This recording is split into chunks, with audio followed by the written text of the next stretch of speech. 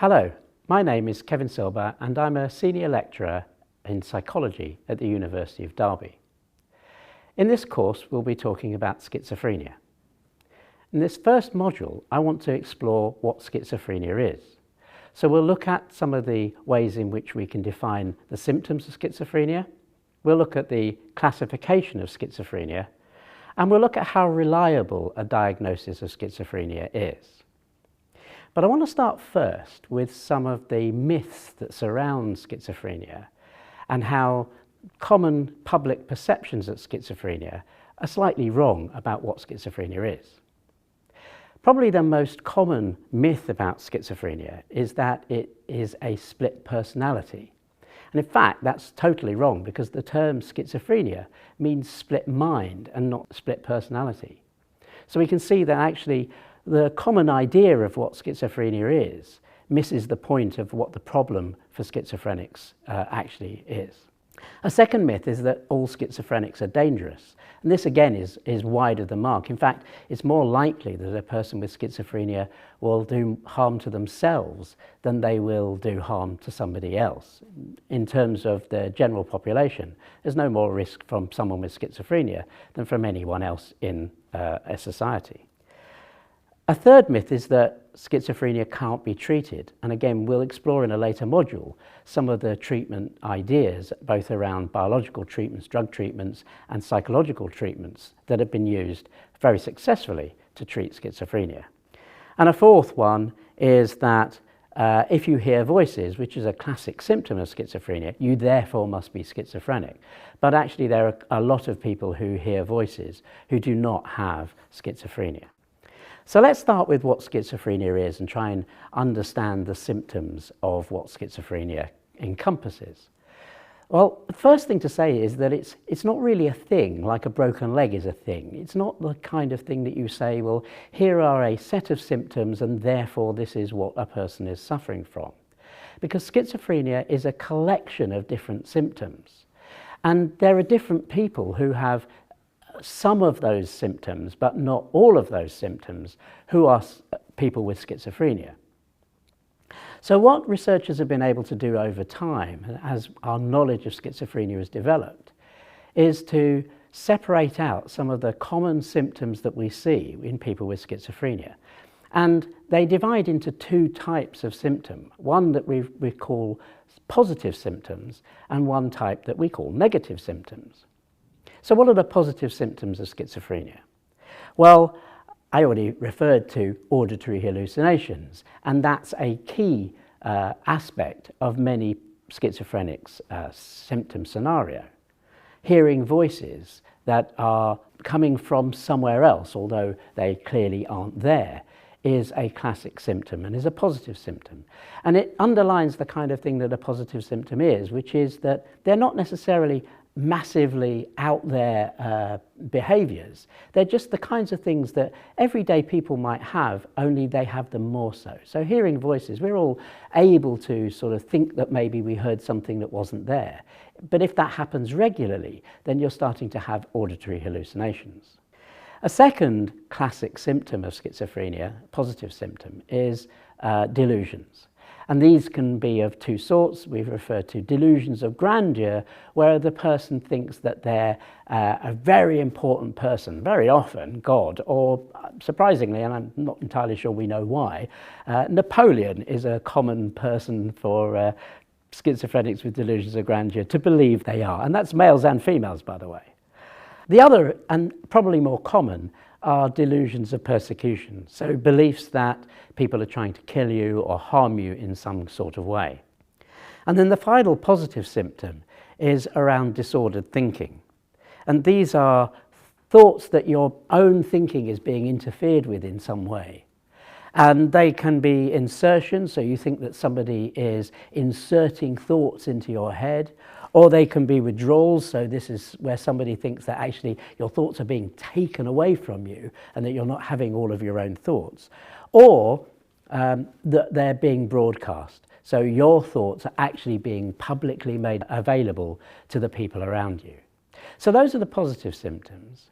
The negative symptoms are a set of symptoms that we might also relate to another disorder called depression. And they're very common in both of these kinds of mental illness. So they're things like speech poverty, the proper name of which is alogia.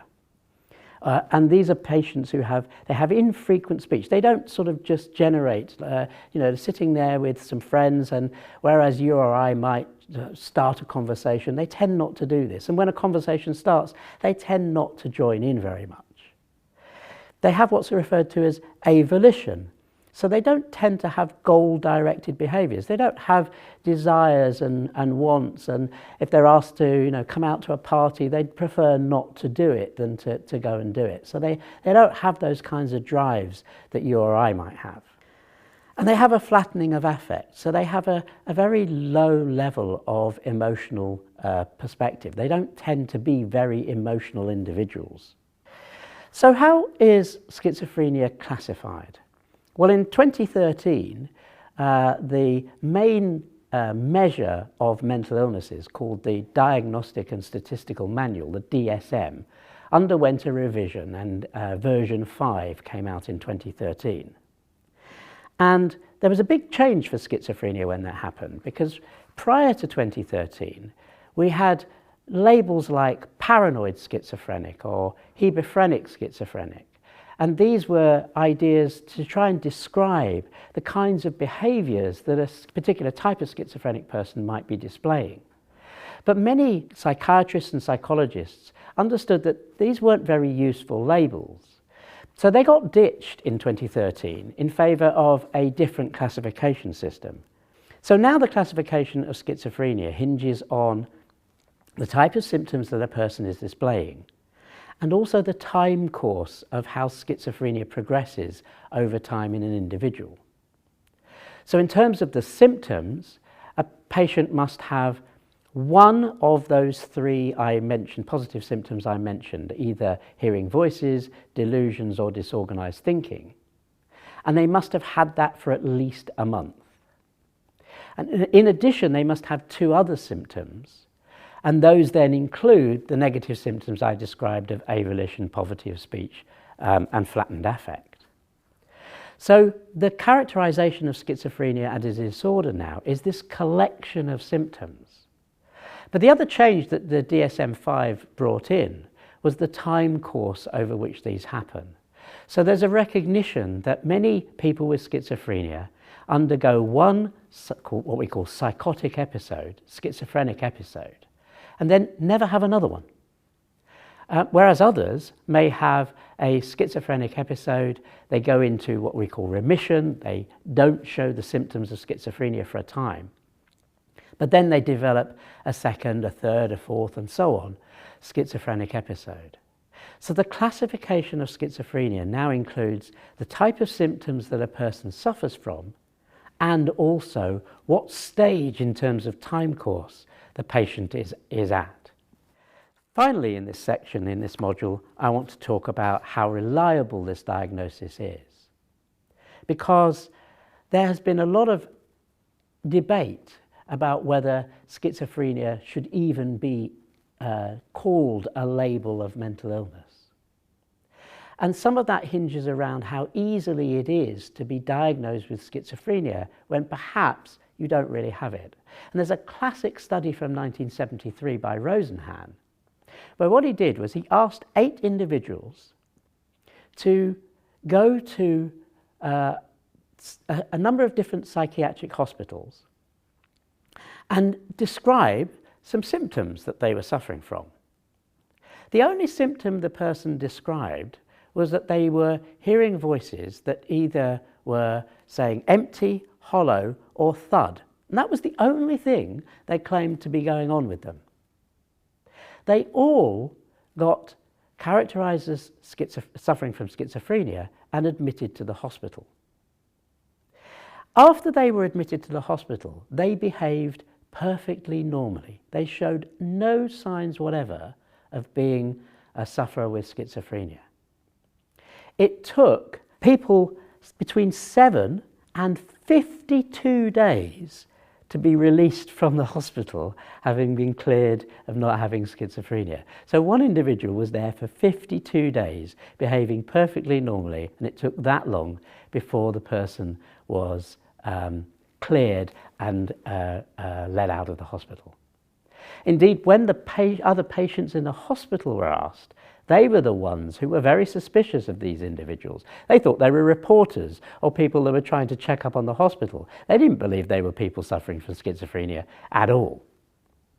So this gives us some doubt about whether or not schizophrenia can be easily classified. But it doesn't stop us from having a label of schizophrenia, and it certainly shouldn't stop us from considering schizophrenia to be one of the most important mental illnesses.